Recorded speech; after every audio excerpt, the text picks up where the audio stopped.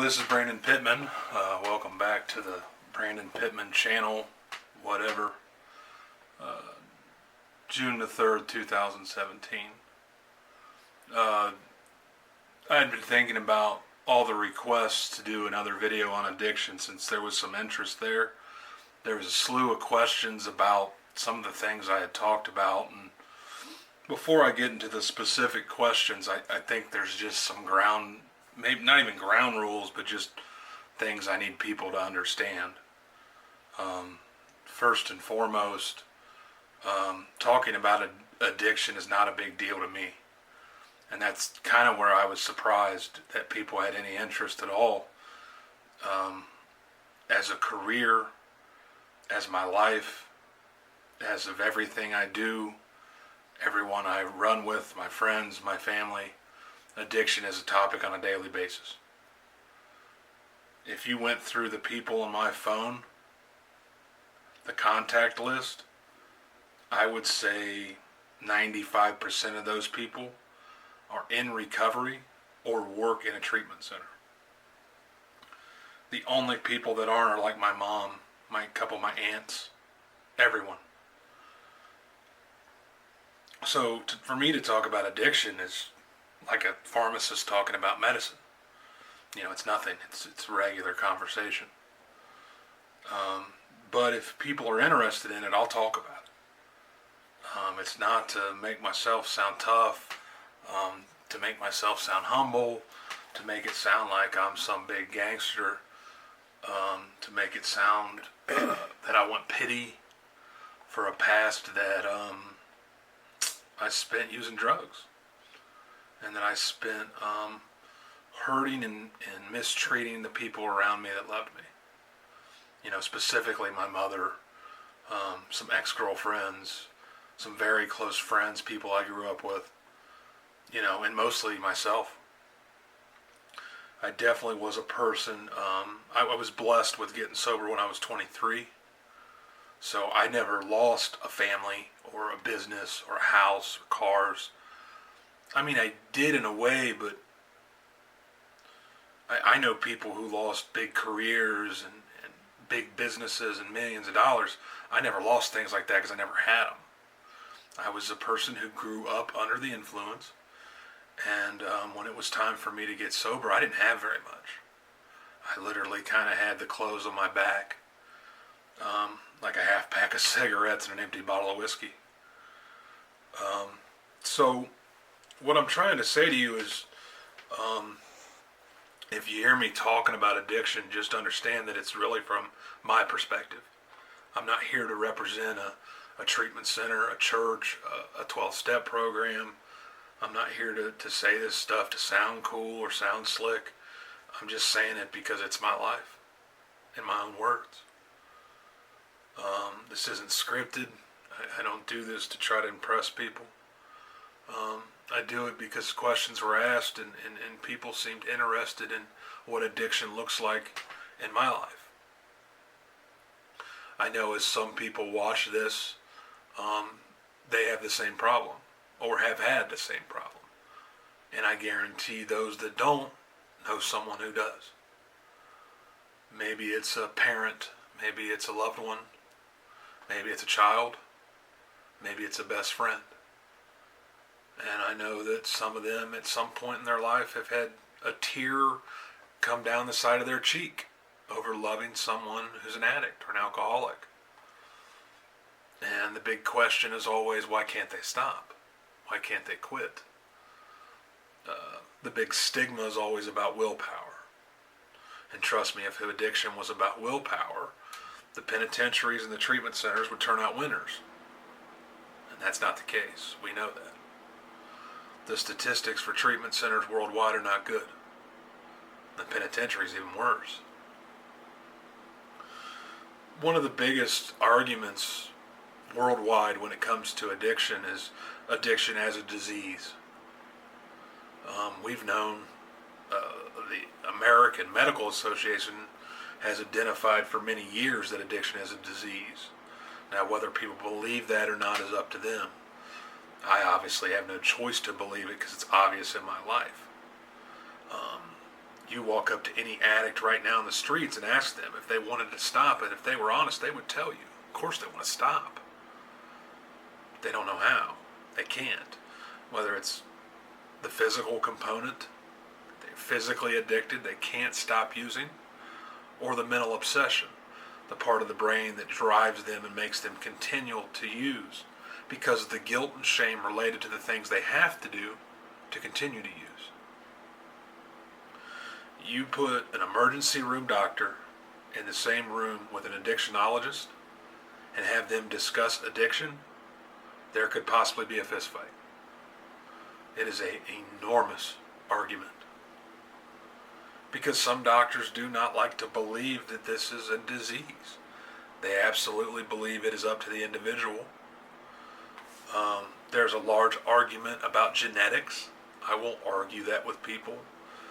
What I can tell you about it is the evidence I have that on my dad's side of the family, everyone is dead. All of them.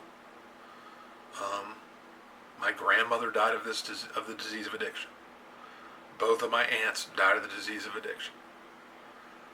I was, as best as we can trace, I was the first member of that bloodline to find recovery. And when I was 18 months sober, my dad got sober. He's been sober ever since. So really what I wanted to talk about, I know what I'm saying up front's a lot of information, and a lot of questions can be led off that, but the big thing I want to talk about is that first step, step one. And I'm not, once again, talking from the perspective of a treatment center or a hospital or even literature out of 12-step recovery. When you watch movies or TV shows that mention addiction recovery, you always hear that admitting is the first step. So I know that's a lot of information, but really I just want to talk about step one, because you hear it in TV, you hear it in movies. I heard it in a video game the other day. Everyone says that step one is admitting. The first step to recovery is admission. Well, step one reads, we are powerless over alcohol and or drugs, dash, that our lives have become unmanageable. And the dash in the middle means end of old thought, beginning of new thought. So it's actually two parts. You're admitting two things. The first part is the powerlessness. Now, I don't know what it's like for women. I can only speak for men, or even just for myself. You know, I was brought up on a lot of that John Wayne bullcrap of men don't talk about their problems, men don't talk about their emotions, and we definitely don't talk about being powerless over something. Especially alcohol and drugs, which I based my life around. You know, when I was 16 and I could drink and use drugs and grow my hair out and turn the music up all the way, and the girls liked me and no one went to jail, everyone was happy, then there were no consequences, I had no clue I was powerless over drugs or alcohol. I couldn't see unmanageability in my life because everyone was happy and no one was going to jail or dying. There were a few people starting to wreck cars. I'd heard of people starting to overdose, but no one close to me except for one person had died yet. Well, as I got older, more people started to pass away. The drugs started getting worse. I had to drink more to get drunk, you know, and I started having consequences basically as soon as I turned 18. You know, being powerless over something is not an easy thing to admit. Probably the best example I can give you of this is when I was, right before I got sober. I want to say I was 22 years old. I was in suicide watch in the Greene County Jail. I was detoxing off of every drug you can think of, particularly opiates, benzodiazepines, and alcohol. And anybody who is detoxed off of one of those will tell you that's pretty painful. to detox off of all three is a misery that is painful. And that particular county jail gave me nothing for detox. Old school. I kicked like a dog. And rightfully so, I needed to. I needed to feel those drugs coming out of me. I can tell you I didn't sleep for about 11 days. Around day 4 or 5, I started hallucinating. I was in a Velcro dress singing Sublime songs out loud to myself as the cops pointed and laughed at me. And rightfully so. I hold no grudges against them. I was a maniac and definitely looked like one. But around the second day I was in there, they brought a counselor in to talk to me, a drug counselor, and I knew this guy. This guy had been my counselor before. I actually knew him from 12-step meetings. I had actually been to this guy's house before at a 12-step recovery cookout. This guy knew me. And he poked his head around the little hole that they would slide my food in, and he said, "Brandon, do you think your life's unmanageable yet?"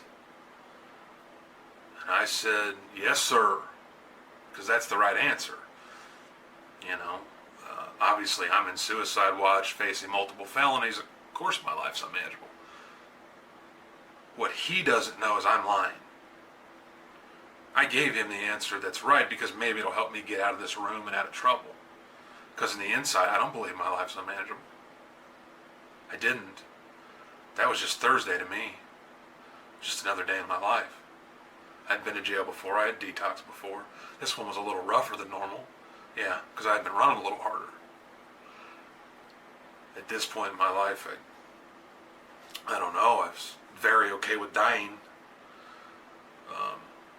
But think of the insanity of that. There I am in a room. They call it the glass house because it's nothing but windows on every side so the cops can make sure you aren't a harm to yourself or others. I was there for 5 days in that room without a shower. I'm detoxing off of every bad drug you can detox off of. With no help, not even a Tylenol. No sleep. They took my glasses from me so I actually couldn't see anything. I had no concept for time, day or night, nothing. And I'm lying to a guy about whether my life's unmanageable or not. That's where my life was at 22 years old. You know, and that's just the insanity. Some of you will understand that, some of you won't. Some of you can't even comprehend it. Some of you know exactly what I'm talking about. Strange enough, that guy ended up being my colleague eventually. I ended up working with him. He's a good friend. I haven't seen him in a while, but I've known him for years. He's a good guy. I actually had an option to take his job at one point. I sometimes wonder if I should have done that, but I didn't. I had the option to go work in the county jail and be the guy that goes to the glass house and offers people rehab. So, just one of the miracles in my life. So when we talk about powerless and unmanageability and how to do step one, how do you actually do that? How do you accept it? For me, oh God, it was in a prison cell. You know, I'd been to rehab 5 times. I'd been to jail a bunch of times. I had every doctor, therapist, counselor, judges tell me what was going to happen. I had judges tell me you're going to go to prison. I had doctors tell me you're going to die. I had counselors tell me you're going to relapse. And I drank and used anyway, in spite of the consequences. And they were right. They told me what was going to happen, and I did it anyway. So May 9th of 2009 is an important day for me.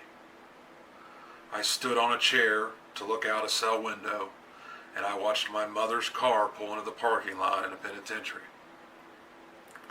And I said the absolute most sincere prayer I've ever said in my life. Didn't even know who I was praying to. And the prayer was simple: please help. And I kid you not, from that day to this, I have not had a desire to drink or use. I'm a long-term drug addict. I come from a long, long line of alcoholics and addicts. On my dad's side of the family, everyone's dead from drugs or alcohol, mostly drugs. And yet the desire was removed. That day I didn't know it. It took me a long time to figure out what was going on in my head. See, that was the day I got out. And if I could even begin to explain to you the look on my mother's face. See, when I would get out of institutions, usually I had a girlfriend or a ride or someone to pick me up.